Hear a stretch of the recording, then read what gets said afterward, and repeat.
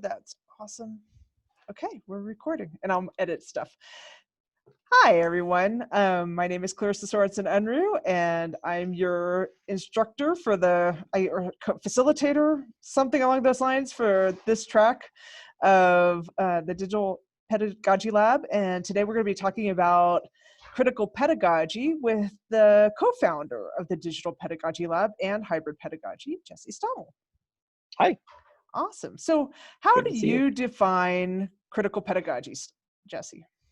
Wow. Okay. It's a huge question, and I don't know that we can do it justice in a mere minute, but I'm going to try. My work is really founded in critical pedagogy. Before I started doing a lot of work in the digital, I was really interested in just thinking about classroom teaching and thinking about on-ground and face-to-face institutions. And a lot of my early research into pedagogy, which really started right when I started teaching, that has really been my sort of primary research interest as long as I've been teaching. And critical pedagogy, so folks like Paulo Freire, Bell Hooks, Henry Giroux are the key figures in this movement. So you can think about capital C critical pedagogy as a field or a movement. And what it's most interested in is context. So thinking not just about the teaching and learning experience, but also thinking about all of the context that we bring into that experience, both as teachers and also as students. So what's our background? What bodies do we bring into the classroom? How do those bodies affect what we do inside of that space? How do those bodies affect the power dynamics and hierarchies? How does our race, gender, sexuality, sort of the political environment that we grow up in, how do these affect the way that we learn and how we interact with one another and the dynamics between us? And so really thinking about that context and trying to create educational experiences that acknowledge the full selves we bring into the classroom. Paulo Freire talks about wanting to teach his students how to read their world.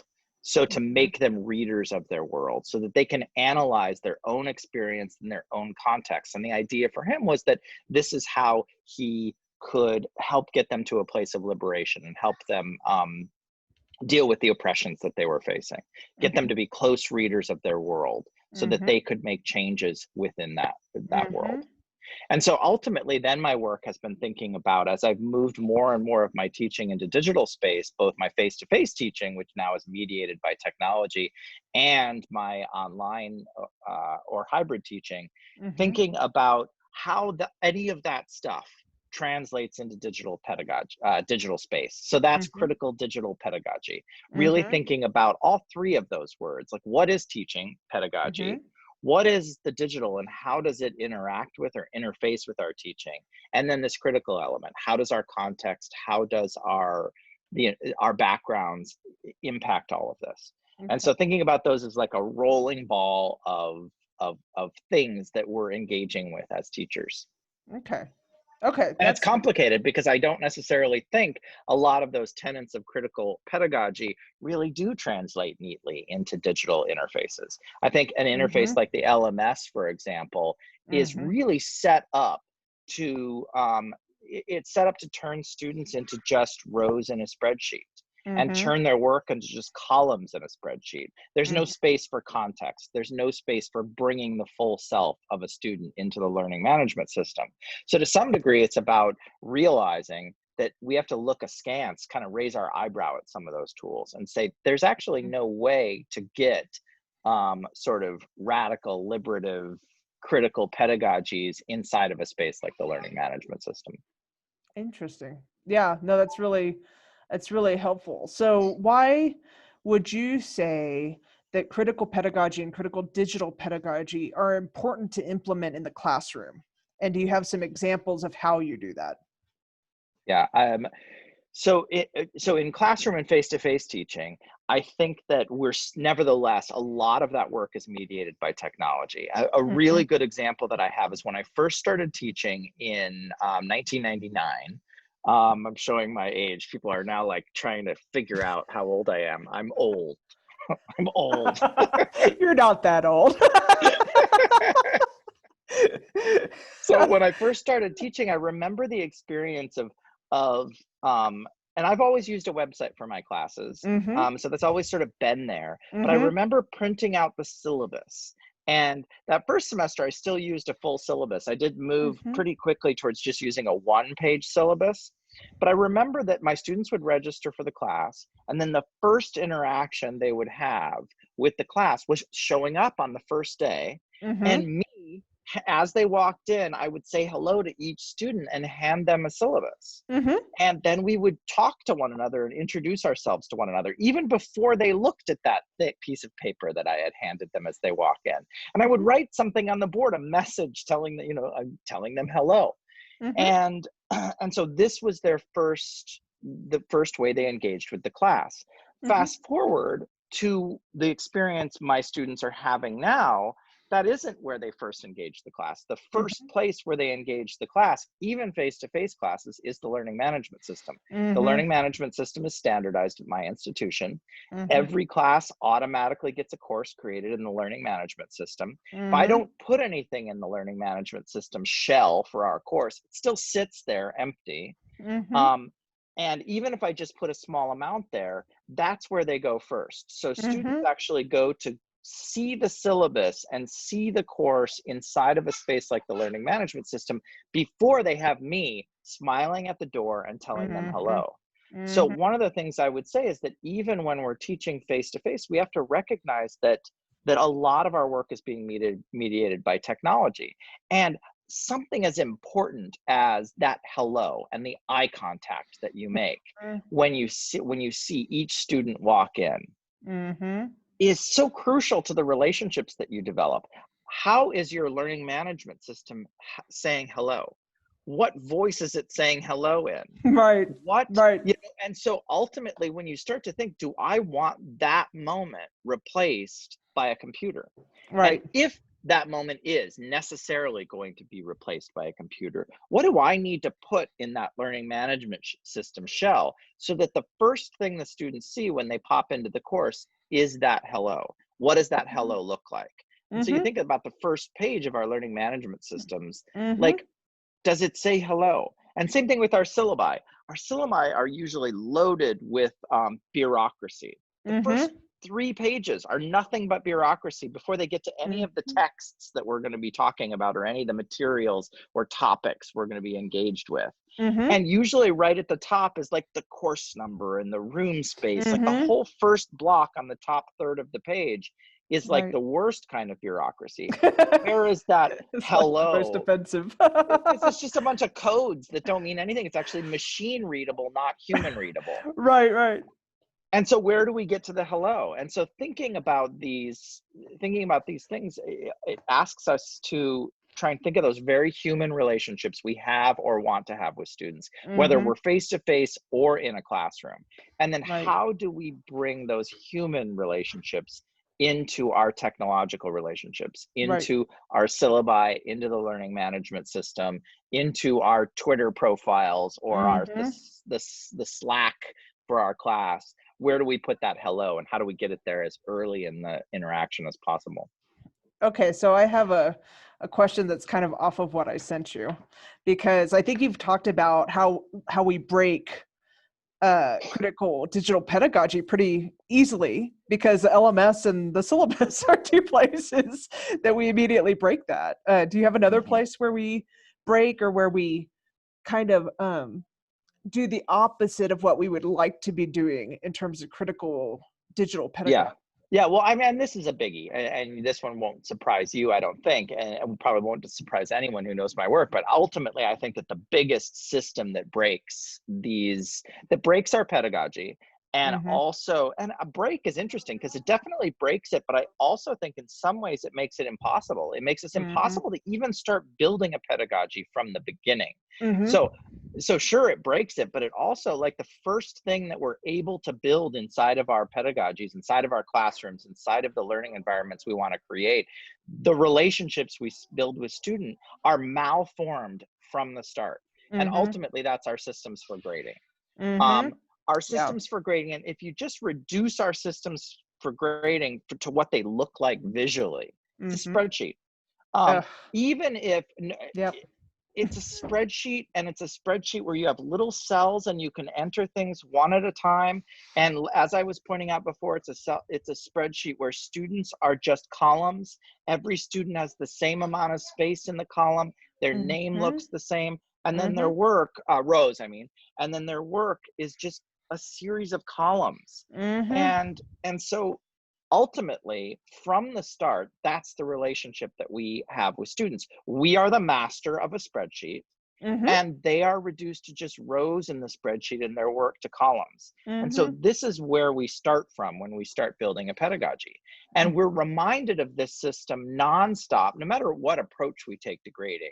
The number of emails that I get about grading has increased probably tenfold over the 20 years that I've been teaching. Wow. Also, the kinds of emails that we're getting these detailed instructions about all the I remember all the due dates, but also like the detailed instructions about when you have to go into the system, how exactly you have to enter in the grades to have them exported. And, you know, some of our institutions, it automatically transfers from the learning management system.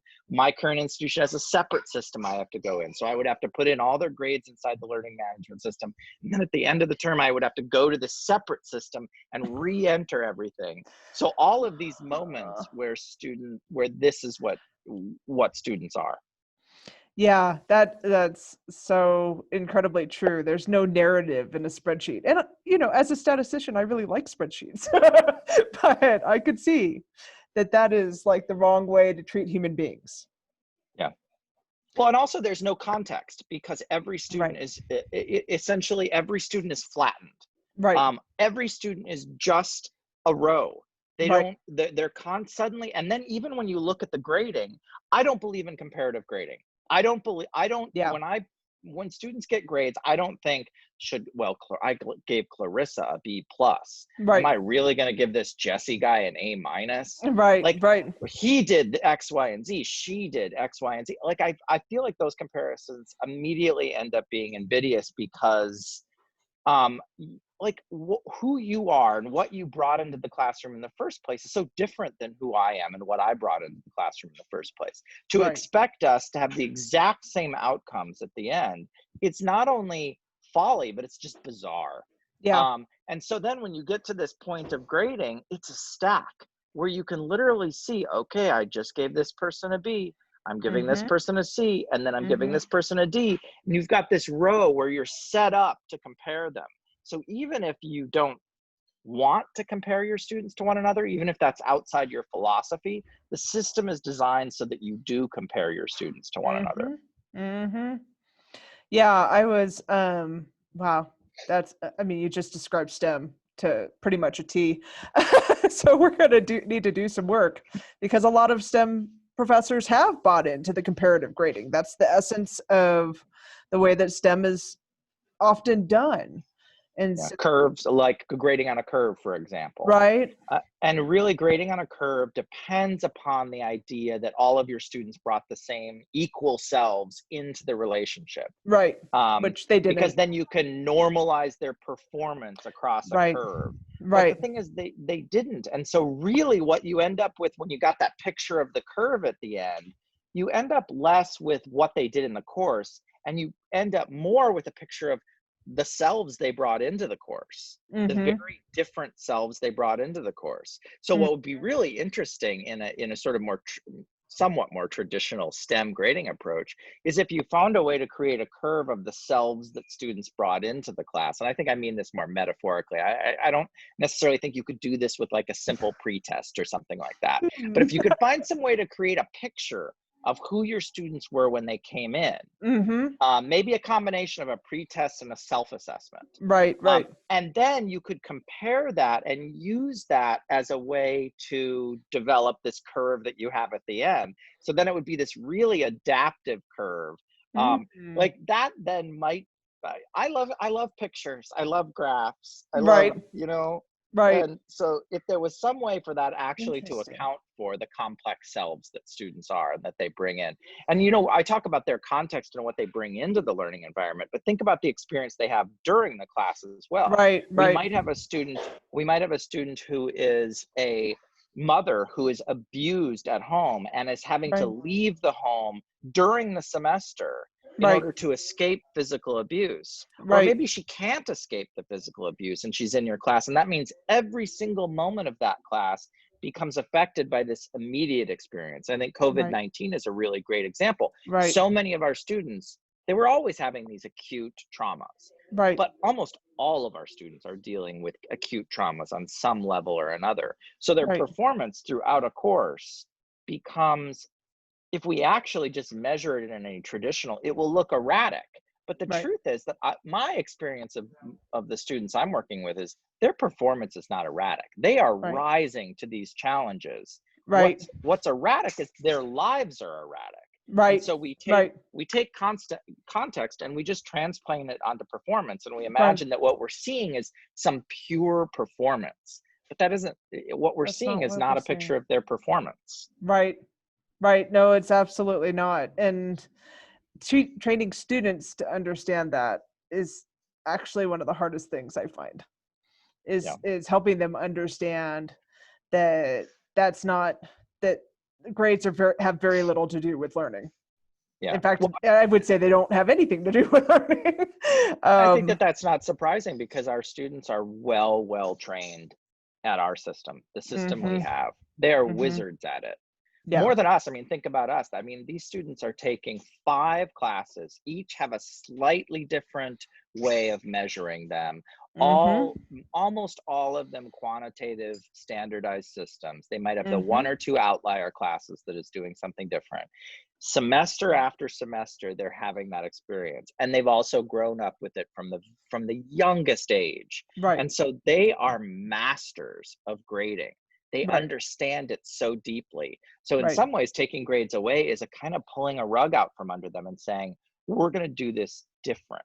Right. Um, I often say that that the worst thing that you can Hi. do in an ungrading, oh, you got some pops. Those are pops. Those are awesome. Pink pops. They're awesome. That's Hazel, everyone. Hazel's Yeah. awesome. So the go find Daddy. So yeah, the I lost my thread. You just take We it. got it. We got it. It's all good. We could. There are. You've written a ton of blogs on this. I can point people in the direction if needed. My last thought, though, is I was reading an article by Rohit Mehta. It's in the International Journal of Information and Learning Technology that just came out, that Amy Collier and Sarah Wolhook, I don't remember how to say her name, edited. And it's called A Critical Approach to Humanizing Pedagogies in Online Teaching and Learning. And and it's Earl Aguilera as well, who wrote this article. And my question for you is, they came up with a term that's called critical humanizing pedagogy, that they added the humanizing in there. Mhm. Is that redundant? I'm kind of thinking about this. Like, is it redundant to Yeah. say that, or is it important to say that? I mean, so the thing that I think is interesting is that it is in some ways redundant for me. And that's because that word critical is so rich Yeah. from 20 years of research in and work with critical pedagogy. But I think that word critical is also complicated and fraught, and something that I Mm-hmm. write about quite a bit, because critical as in criticizing someone, critical Mm-hmm. as in the use of the word critical in a term like critical thinking. Mm-hmm. And then the meaning of the word critical inside of critical pedagogy, which does in some Mm-hmm. ways contain both of those, because most critical pedagogues are activists, and so they actually are Mm-hmm. critiquing, and in some cases criticizing oppressive governments, oppressive corporate influence in education, etc. Mm-hmm. The So I do to some degree think it's redundant, but I think at this moment it's also necessary. And I think there are reasons why we need to say something and say it again and say it again and Mm-hmm. say it again. And at this moment, reminding people that who we're working with in a classroom, that these are humans and that we're Mhm. working online. We're not just dealing with ones and zeros, we're Mhm. dealing with actual human beings. Yeah. Sean Michael Morris has an amazing thing that he talks about. He says that when we're teaching online, we're not teaching to a screen, we're teaching through a screen. Mhm. The idea being that we're not teaching to the blips and ones and zeros, to the pixels in front of us, that there's actually a human being on the other end, and that Mhm. that human being has a room they're sitting in and a world that they occupy. And that Mhm. when we teach online, we need to really be thinking about how we teach through the screen, how the screen, yes, we need it, we need the digital in order to do the work, in order to reach one another, Mhm. but we have to be thinking about that person on the other end. And so putting, I say we could add the word humanizing to every single sentence ever written, Mhm. and it Mhm. probably wouldn't be, it might be redundant, but it wouldn't be unnecessary. Absolutely. I actually kind of dug that term. I was like, is that redundant or do I just really think it's necessary right now? And I agree with you. I think it's necessary right now to Well, make it's a sure trick that on the head also of the word digital, right. because the word digital is like, when I think about my digital pedagogy, and I make Mhm. this argument all over the place, that my digital pedagogy actually starts from a place of thinking about humans, not tools. Mhm. So it isn't about technology. And in fact, I often argue that it's as much about deciding when technology is in our way Mhm. as it is about deciding what tools or technologies we need in a given situation. So it's not Mhm. about teaching people how to use tools, it's about getting us to be critical thinkers of our tools, Mhm. because what we really care about are the humans that we're working with. Absolutely. I'm going to go ahead and stop it there because that was amazing.